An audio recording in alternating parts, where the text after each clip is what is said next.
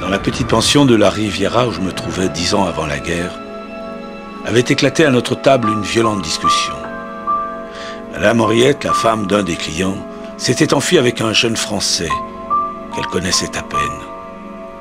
Notre table était unanime à ne voir en ce fait incontestable en apparence qu'une manœuvre perfide du couple amoureux. Seule, l'Écossaise, Mrs. C semblait témoigner une sympathie toute particulière à cette créature sans moralité. J'avais 40 ans lorsque mon mari mourut subitement.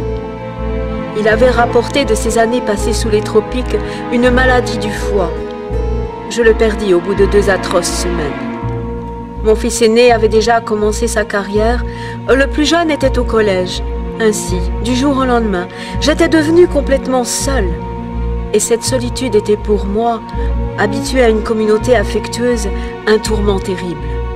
Il me paraissait impossible de rester un jour de plus dans la maison déserte, dont chaque objet me rappelait la perte tragique de mon mari bien-aimé. Aussi, je résolus de voyager beaucoup pendant les années à venir.